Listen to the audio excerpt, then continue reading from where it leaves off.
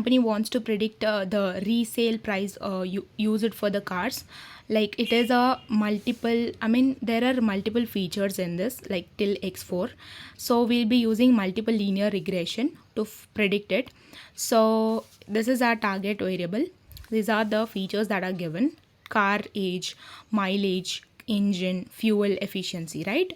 So one by one, let's look at it. Multiple linear regression equation will be y is equals to beta b0 plus b1x1 plus b2x2 plus b3x3 plus b4x4. So in the way we'll be assuming b0, that means we'll be saying it as bias, so we'll be considering it as bias, so we'll be taking it as 1, and the other values are like just assuming as 0.5, 0.02. You can assume any values, better it is if it is small values. So in this way we will be assuming, and we'll be finding, so we'll be finding the prediction in this way. Okay, in this way we have to substitute x1, x2, x3, x4 of all the rows. There are 5 rows, so we'll be finding substituting all the 5 rows in this particular formula. So for iteration 1 we will be considering the first row, that is 2, 20, 1200, 18. As you can see, this is our first row, and the target value is 6.5, right?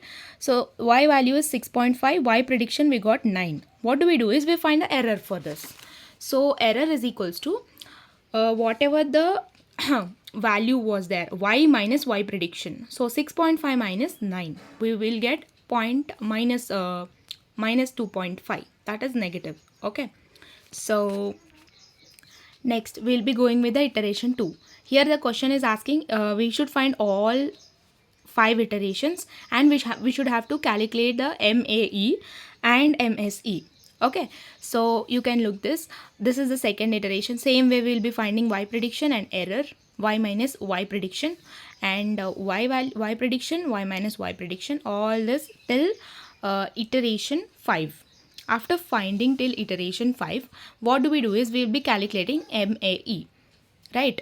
Absolute error, mean absolute error. What do we do? Just we add all of those errors by taking the mod of it, so that there would be no negative values. Okay, so upon 5. So this can be also written like this: whatever we have done previously in the iterations is y minus y prediction, right? This is the error.